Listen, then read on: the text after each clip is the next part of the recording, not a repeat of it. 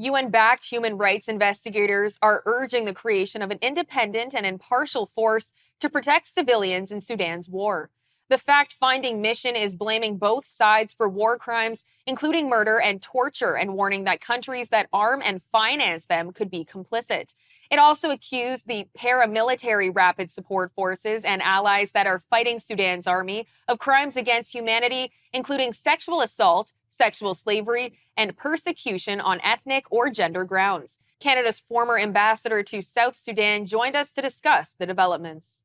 This conference has been going on now for 15 months, since April last year.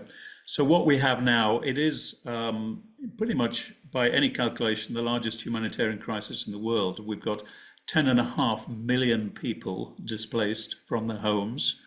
Approximately 2.5 million have actually had to flee the country.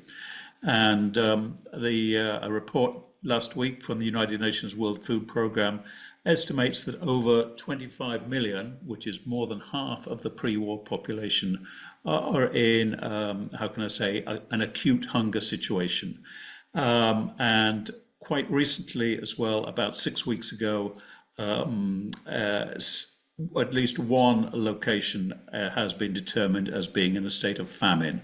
The term famine is used with a great deal of caution by humanitarian agencies, but that is happening in Darfur. It is official, sadly. The question of an independent force, I think this call by the UN experts is entirely laudable, but I have to say I don't think it's very realistic for two reasons. One is authorization for such a force would need to come from the United Nations Security Council,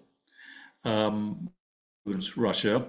And right now it is very difficult, frankly, to get anything of this nature through the Security Council. You have actually Russia is openly backing one of the sides in this case. So I don't, sadly, I think that is not realistic at this time. But secondly, and more to the point, we do not have anything resembling a ceasefire. We have both parties who are dug in, continuing to fight, both believe they can win. So it was frankly premature to discuss a protection of civilians force. No country is going to wish to contribute troops in that kind of situation where both parties are very much at war, in a deepening war.